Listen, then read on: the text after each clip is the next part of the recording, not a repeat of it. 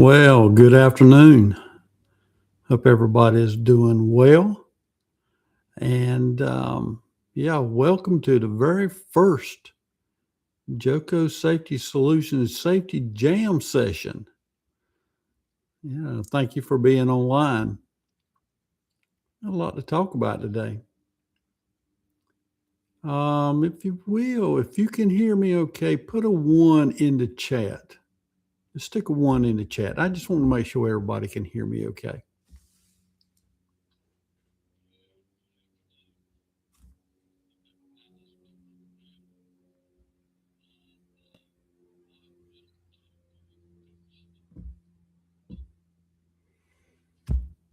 Okay, good deal.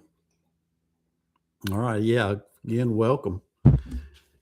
This is going to be interesting. Like I said, this is the first one that I've actually had, and I thank you for tuning in to our channel.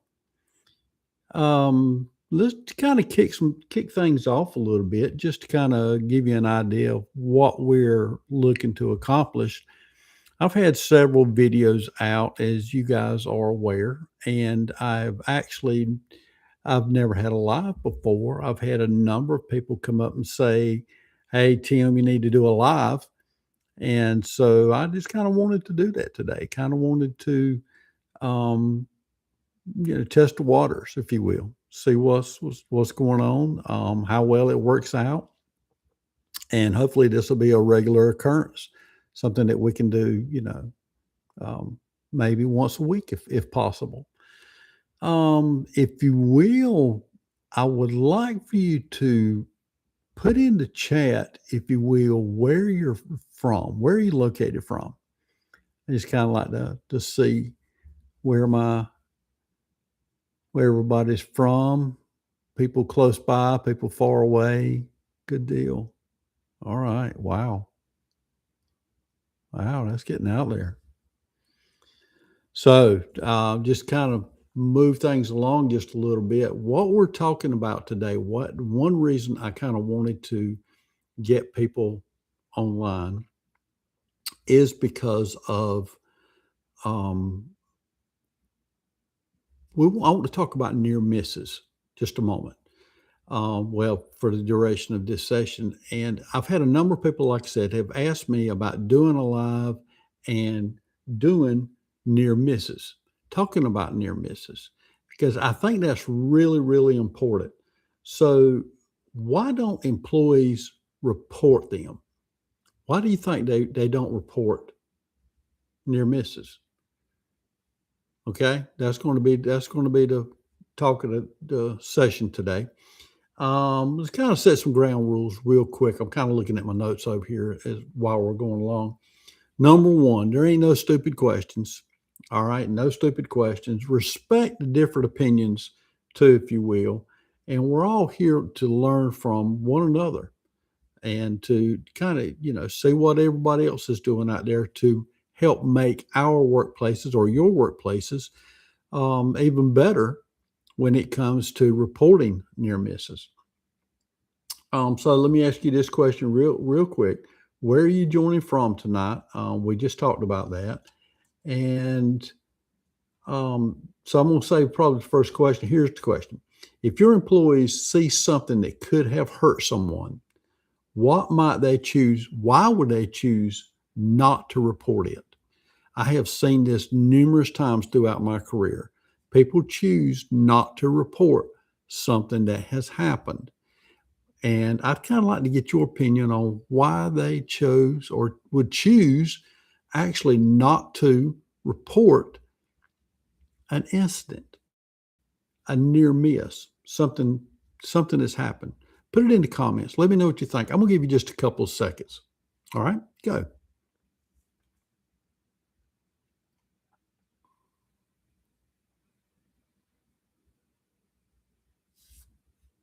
Some good ones. Really good. Yeah, I like that. Fear of getting blamed.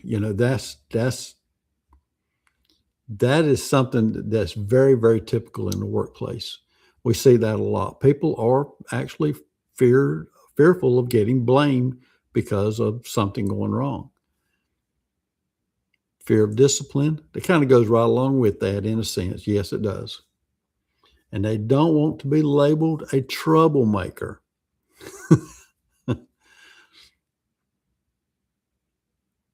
Yeah, that's good. That's really good. Too complicated?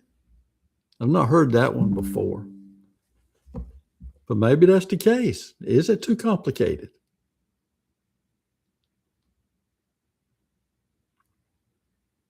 Nobody got hurt, so what's the big deal? Yeah, I would probably think that would probably be a really, really good one.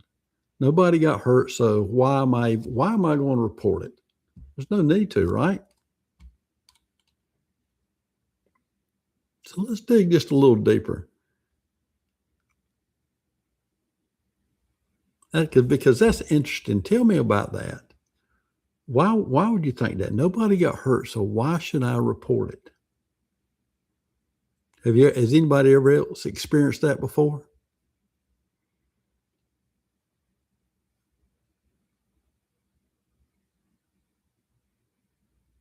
Yeah. Yeah. That's a good point. That's a real good point.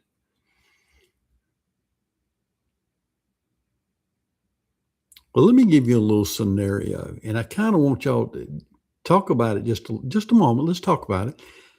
In this scenario, a supervisor tells an employee, okay, don't worry about reporting that near miss. Nobody got hurt, and we don't need to do that. We don't need to do the paperwork. Okay, let's just keep it simple. We don't need to do the paperwork. Nobody got hurt. Everything's okay. You, as the safety professional, what do you do? How do you handle that situation? Hmm. Yeah, I would.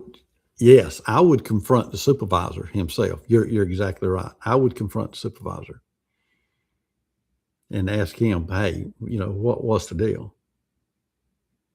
You would report the supervisor that, well, going up the chain. Yeah, investigate the near miss anyway. I like that. I would probably confront the supervisor, but I'm going to investigate what took place as well.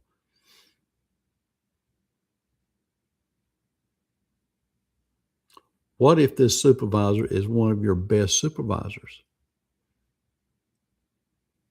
What if he is one of the best supervisors that you got?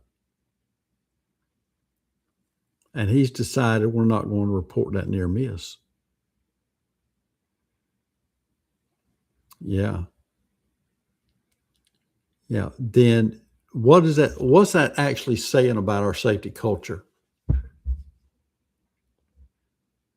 It's saying that we've got a problem. We've got a breakdown, right?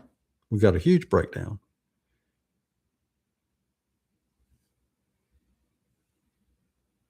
What about this? What if production is behind? Production is behind, and we know we don't want to report it because if we do, we're going to have to probably stop production or slow down production at least. There's a lot that goes into this. There is a lot that goes into, and there's just so many questions that you can continue, to have. Do employees really trust your reporting system? I think that's a good question to ask. And what about if what happens after someone submits the report? These are all, I think, really good questions that y'all are generating here. And I really believe that we can actually come to a consensus. We know we need to report the near misses, number one. The employee it comes to building trust. It comes to actually talking to the employees and getting them to understand that nobody's going to get blamed for reporting a near miss. Nobody's going to get disciplined for reporting that near miss.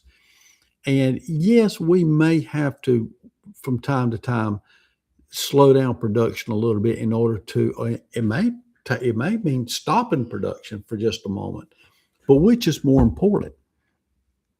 Because if you have that solid safety culture in the workplace where people are coming to you, they trust you to make those decisions, and that the fact that they're not going to get blamed as a result, they're not going to get disciplined as a result, then you're starting to build a solid safety culture within the workplace. And the more that you do it, the more they'll actually bring to you.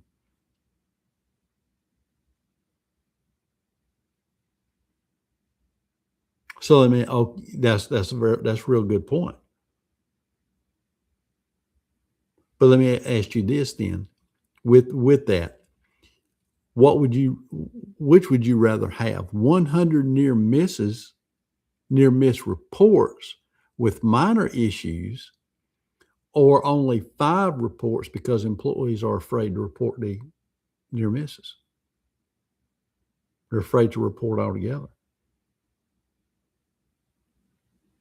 I'd much rather have the 100 near misses with minor issues, because when you're not reporting, you don't know what you're missing. You don't have a clue. You don't have any idea whatsoever.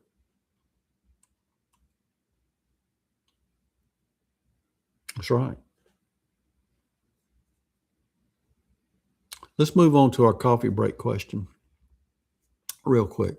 Coffee break question. If your employee could change one thing, if your employees could change one thing about your safety program, what do you think they would change? Would it be accident reporting, near miss reporting? What would they change?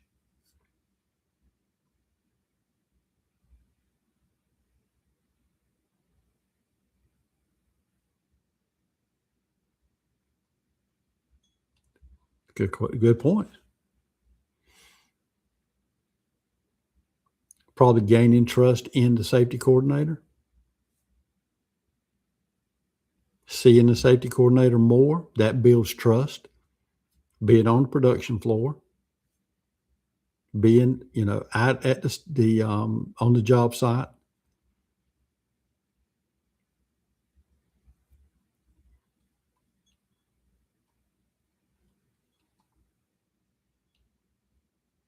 Yeah, it's a good point. One final question. What's the one thing what's the one thing you're going to do different when you go back to work tomorrow or today as that safety coordinator? What are you going to do different? Are you going to do anything different?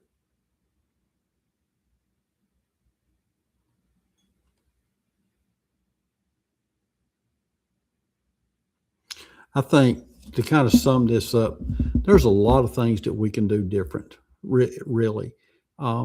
We need to look at our reporting system, how we report the near misses, how do we report incidents altogether? Are people not reporting? And I think the more we talk about it, the more willing that they'll be to come to you with a problem that they may have. If they have an incident, then they're going to come to you and say, "Hey, this happened, or that happened, or this almost happened." And it's important that you don't just make a note of it and file it, that those near misses need to be investigated and looked at, each one of them. And then once you do, you go back to the employee and say, "This is what we found." Maybe post it on the walls. This was the near miss. This is the investigation results, and what we found, and this is what we're going to do as far as a corrective action. Okay, cool. All right. Any more questions? Any thoughts?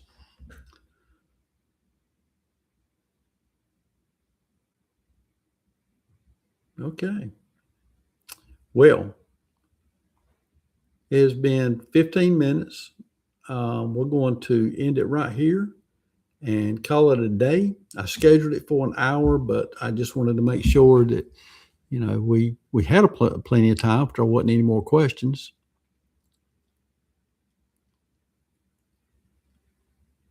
And I want to thank each and every one of you for coming out today. And also, just to kind of throw a little plug in there, this is my book, Safety First and Coffee Second.